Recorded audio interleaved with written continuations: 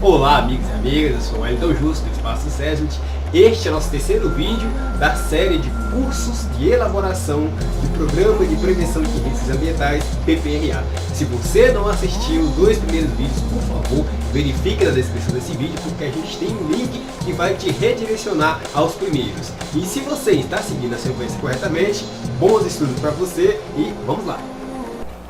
Continuando, como na última aula apresentamos a vocês o primeiro checklist, a primeira lista de verificação, prosseguiremos dando sequência. Como vocês sabem, são 4 listas de verificação, cada uma com um tema diferente, cada uma abordando uma gama de informações a serem colhidas, cada uma direcionada.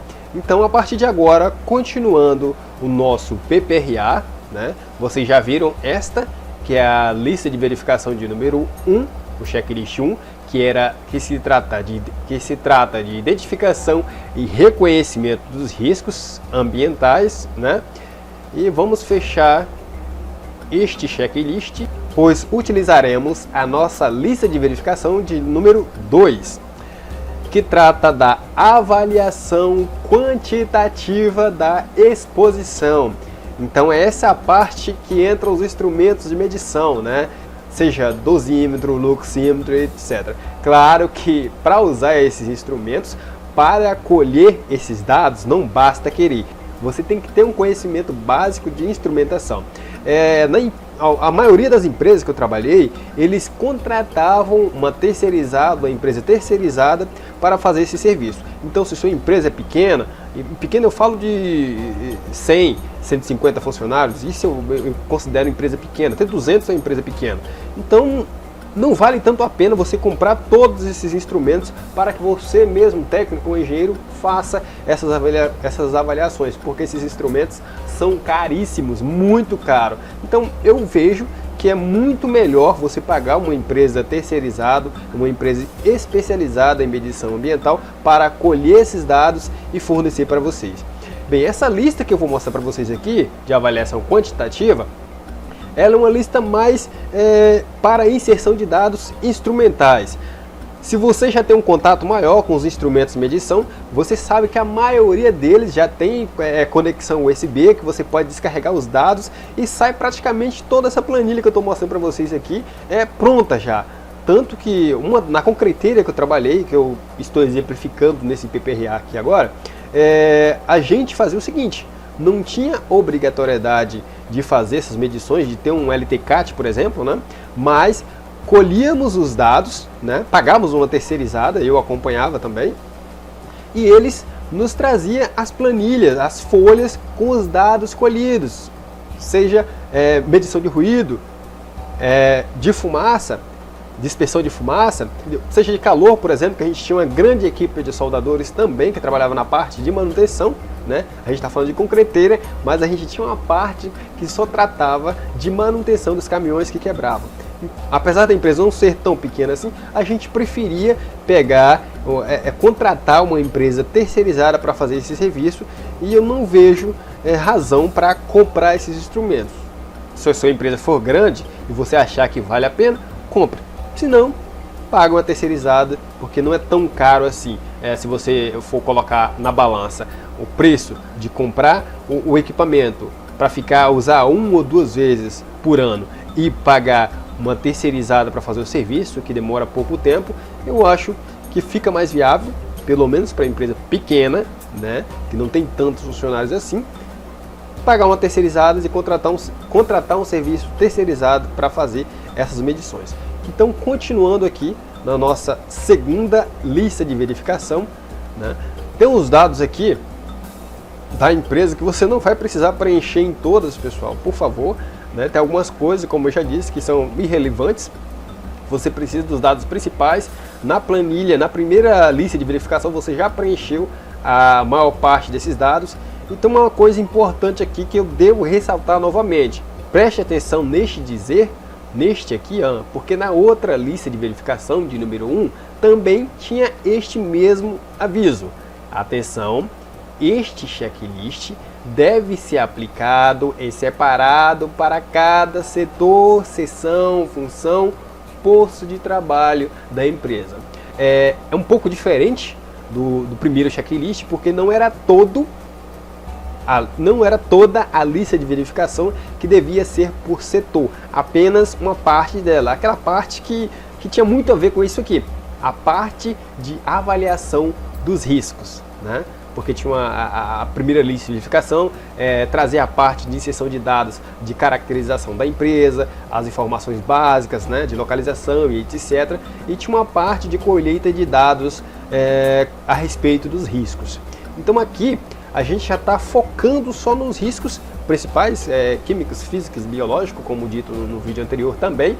E aqui precisa sim, não só essa primeira página, por favor, se vocês observarem aqui tem 10 páginas, essas 10 páginas terão que ser avaliadas, terão que ser preenchidas de acordo com o que você encontrar em cada setor, avaliando função por função.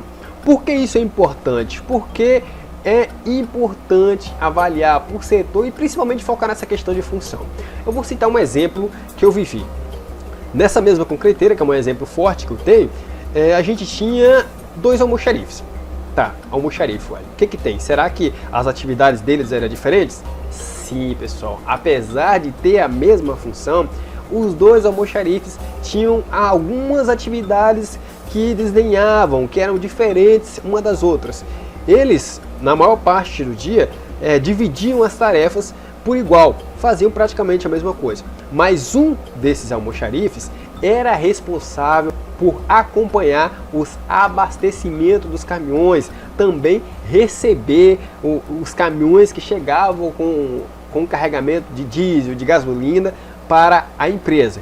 Então, este funcionário específico, este almoxarife em específico, ele tinha direito à insalubridade por estar trabalhando diretamente com combustíveis.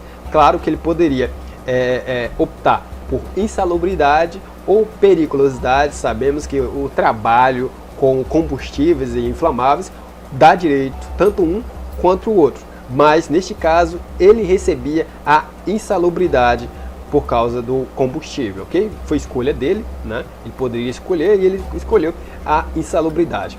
Então, por isso que é super importante avaliar função por função, porque não quer dizer que fulano é ajudante, que fulano é gerente, que os mesmos estão expostos aos mesmos tipos de risco. Tem que avaliar caso a caso.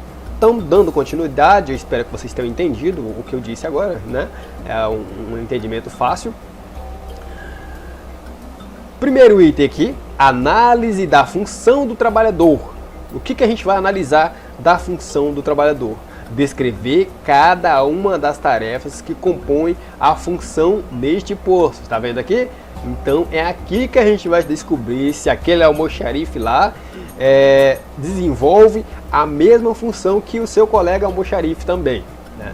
Aí vai depender do resultado aqui que vocês escolherem, as informações que vocês vão colher, vocês vão dizer lá no PPRA se ele tem direito à insalubridade, ou periculosidade, se não tem direito, quais os EPIs que ele deve usar, que o outro não deve usar, se os dois são compatíveis, se não vai precisar mudar exames, EPI, tudo igual para os dois, porque não há diferenciação nas tarefas, não há diferenciação nos riscos. Isso você vai colher aqui nesse primeiro item. Prosseguindo na nossa segunda etapa aqui, etapas das operações. Aqui a gente vai encontrar os riscos diferentes de cada atividade, descrever cada fase do método de trabalho a partir da observação da dinâmica do desenrolar das atividades em processo normal de produção. Uma coisa que eu disse lá quando a gente estava dissecando o primeiro checklist: não adianta você pedir para outras pessoas irem até o campo, irem até o setor de serviço colher o dado para você. Se você é responsável pela elaboração do PPRA, sim, você é que tem que estar presente. Assim você poderá ter uma noção real do que representa o risco naquele local, como desenrola as atividades E os dados terão mais peso, porque você viu o processo acontecer e não dará chance para erros. Então, prosseguindo, nosso terceiro item aqui, riscos ocupacionais. Você vai precisar descrever e avaliar a intensidade dos riscos presentes no posto de trabalho. Tempo de exposição ao risco. Nessa parte de tempo de exposição, você vai precisar esclarecer a quantidade de exposição em tempo, minutos, segundos ou horas, e a repetição dos ciclos, ou seja, quantas vezes esse ciclo se repete. Ele se expõe a calor, por exemplo, a 2 horas de calor de manhã. À tarde ele fica o tempo todo exposto ao calor, próximo à cadeira, por exemplo. É um soldador, fica praticamente o dia inteiro exposto a calor. Então, esses dados que você vai colher aqui, que vai dizer se o trabalhador vai ter direito ou não à insalubridade ou periculosidade. Neste caso, especificamente, vamos falar de um soldador, insalubridade.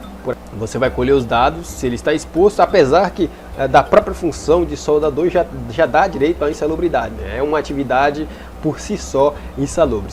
Mas tem outras pessoas com, por exemplo, ajudantes que mesmo tendo a função de ajudante, não caracteriza que ele teria direito à insalubridade, mas se ele for um ajudante de caldeiraria, por exemplo, ele está no mesmo ambiente que esses soldadores, então tem que avaliar o tempo que ele fica exposto aos fumos metálicos, ao calor, para ver se esse camarada tem direito à insalubridade. Vamos supor que ele é só um responsável por pegar o material, entregar, sair e acabou, não fica no ambiente. Aí já é outro caso. Quem vai dizer são os dados que você vai colher aqui. O que você vai inserir? Agente, qual agente? É o calor? É frio? É fumos metálicos? Qual a fonte geradora? É a máquina de solda? O que é? Qual o tempo de exposição? Quantas vezes ele se repete? Colhendo esses dados, você vai ter o resultado que se espera. Lembrando, por função, por setor e outros, detalhadamente. Você tem que colher esses dados da forma correta, tá bem? Analisando, repetindo, caso a caso. Nosso item 4, mensuração dos riscos. Essa parte aqui fala de ruído, né? A mensuração do risco somente para exposição intermitentes ou contínuas ou para agentes com valor teto, né? O que quer dizer isso aqui? Fulano fica exposto a 10 minutos agora, ao ruído, daqui a pouco mais 20 minutos, daqui a pouco mais 30 minutos, aí não é uma atividade com exposição de risco contínua, né? Deveria, como diz aqui o próprio checklist, tem que ser intermitente ou contínua. Então tem que ter um tempo, tem que ser a exposição um tempo que seja mensurável. Avaliando essas condições, você no final vai ter um resultado que vai dizer se essa atividade se está dentro ou não do padrão de conformidade. O ruído, uma coisa que eu tenho que dizer para ruído aqui, se você for usar o dosímetro, essa planilha aqui você não vai precisar preencher, né? Ainda mais se você for contratar uma empresa terceirizada. Como eu disse também no vídeo inicial, tem algumas coisas que vocês vão precisar pular, ou vai ficar a sua escolha se você quer preencher isso aqui ou não. Se você vai pagar uma empresa terceirizada, não precisa preencher isso. Vai lá, pede ele para fazer as medições e ele vai tirar ali no equipamento dele, através dos dados colhidos, e vai te dar uma tabela preenchida com tudo isso que eu estou te mostrando aqui agora. Tudo isso, todas essas listragens aqui, é perfeitinha, tudo bonitinho. Ele vai te entregar bonitinho. E se você quiser fazer, claro, se você tem facilidade com os equipamentos de medição, você mede os dados e insere aqui, apesar que eu acho que vai dar um pouquinho mais de trabalho para você. Wellington, eu tenho que fazer essa medição de ruído para todos os locais, todas as empresas? Não. Vale aqui o nosso bom senso. Como eu citei no outro vídeo também, imagine você trabalhando numa biblioteca que não tem equipamento que faz barulho nenhum. Por que você vai fazer medição de ruído? Para quê? Você sabe que ali não tem ruído, você sabe que os ruídos de máquinas, por exemplo, de uma impressora que pode ter lá na livraria, não vai trazer prejuízo nenhum para ninguém, mesmo que ela esteja fazendo barulho imenso, que é impossível uma impressora fazer um barulho que vai incomodar alguém. Então, em algumas empresas, né, dependendo do ramo de atividade, não há necessidade de fazer esse tipo de avaliação. Se você trabalha, por exemplo, em um ambiente que não tem ar-condicionado. A ventilação é natural, por exemplo. Para quê? Se você já percebeu que no ambiente não há risco, não há ruído, não há fonte de calor que vai prejudicar o desenrolar das atividades, para que você precisa fazer essas medições? Então tem algumas coisas que não há necessidade de fazer. Eu tenho certeza que vai ver fulano de tal falando, tem que medir isso, tem que medir aquilo, é obrigatório. Não é, tá? Não é obrigatório fazer a medição em todos os ambientes. Se não tem, vai medir o quê? Vamos fazer papel de trouxa? Só se for isso, né? Mas continuando, né? Não vamos perder tempo nisso não. Né? Aqui seria a medição de calor, também por ambiente, né?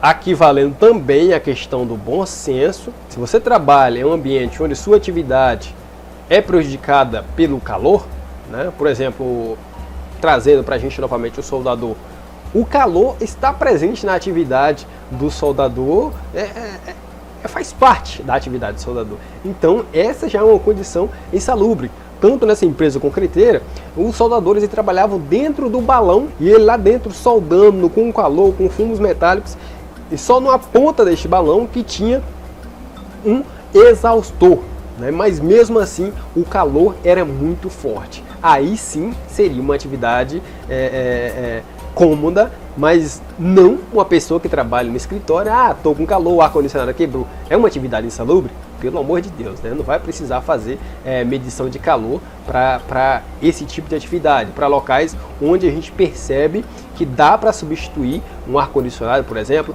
por uma ventilação natural. Abre a janela. Não há necessidade, tem casos e casos. Mas outras atividades, como esse do soldador, por exemplo, ou caldeireiro, deve-se fazer a avaliação dessa exposição e inserir os dados aqui também. Ou paga uma terceirizada e ela faz para você. Tipo, dá os dados todos bonitinho, ok?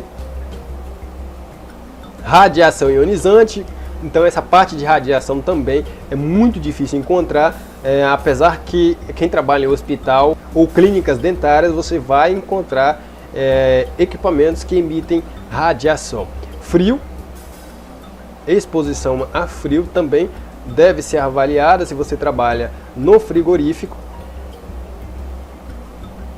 Agentes químicos, cada posto de trabalho deve ser avaliado detalhe por detalhe. Nessa concreteira também, por exemplo, havia na empresa uma equipe de lavadores. E o que eles trabalhavam? Só sabão neutro e etc? Não, eles trabalhavam com o famoso limpa-alumínio. E isso é extremamente corrosivo. Até nos caminhões, quando eram lavados com esse produto, eles corroíam a tinta desse caminhão. Imagina o que ele fazia com a pele das pessoas.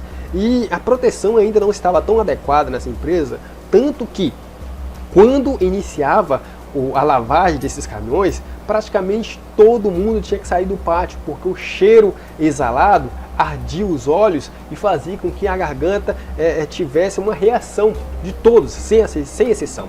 Então, mesmo a concreteira, com atividade concreta, tem uns riscos químicos muito fortes. E se você tem isso na sua empresa, relate aqui para posteriormente inserir essas informações no nosso PPRA, determinar os EPIs que cada um vai utilizar, quais são as medidas corretivas para esses riscos, como ele vai estar no nosso planejamento anual, quando a gente vai iniciar as atividades de correção ou controle desses riscos. Prosseguindo, poeiras minerais também, isso é importante para definir o tipo de equipamento, o tipo de respirador ou máscara que a gente vai utilizar e quais os ambientes, quais os trabalhadores que estão expostos. Item 5, interpretação dos dados coletados. Com relação ao ruído, ele novamente, consideremos como exposição contínuas aquelas em que nos postos de trabalhos o trabalhador permanecer exposto sempre ao mesmo nível de pressão sonora oriunda do ambiente de trabalho, variáveis para os postos de trabalho expostos a ruídos diferentes em um ou mais pontos de trabalho. Então, realizados cálculos de dose de ruído segundo a equação. Essa equação você pode encontrar no primeiro anexo ali da nossa NR15. Abriu a NR15, virou a página, você já vai encontrar essa fórmula e saber como ela funciona. Se você está no curso, você pode pedir ao seu professor para ensinar a fazer esse cálculo. E se você já terminou o seu curso, com certeza você deve saber fazer esse cálculo aí. E se não souber também, em um próximo vídeo a gente ensina como fazer. Ok, pessoal? Para dar prosseguimento aqui, a gente tem muita coisa para ver ainda. Lembrando, olha, a gente não deve ter pressa, não deve pular etapa. Eu tenho que repetir isso sempre, porque algumas pessoas acabam perdendo a paciência e pulando, querendo chegar na frente para saber como vai ser no final, como vai ser o preenchimento do PPRA. Sim, a gente vai mostrar no final, inserir esses dados vai ser coisa mais rápida. O que a gente precisa, o que consome tempo é a inserção desses dados na nossa planilha, nas nossas listas de verificação, no nosso checklist, para depois passar para o PPRA. Passar as informações para o documento base é a parte mais fácil, porque vai estar praticamente tudo mastigado, né? Continuando aqui, com relação a calor, realizados cálculos de IBUTG conforme a equação. Isso também está na NR15. Eu tenho certeza que você já viu isso lá, né? Dê uma olhadinha para você aprender como se faz esse cálculo, ou pergunte a seu professor, também já disse isso. Todos esses anexos são cópias da NR15, você não precisa mexer nessa parte aqui, mas se há no seu trabalho necessidade de fazer avaliação de calor, nem todos os ambientes precisam, repetindo, tem algumas coisas que você pode pular sem problema, sem prejuízos para o nosso PPRA. Então, essa parte aqui, a avaliação de calor, em muitas empresas você não há necessidade de fazer esta avaliação e vale do bom senso.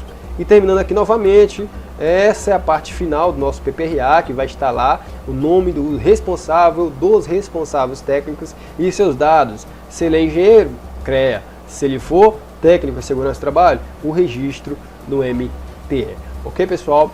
Então, finalizamos por aqui a nossa terceira aula do curso de elaboração e implementação do PPRA. Espero que vocês tenham gostado e aguardo vocês na nossa quarta aula. Até mais!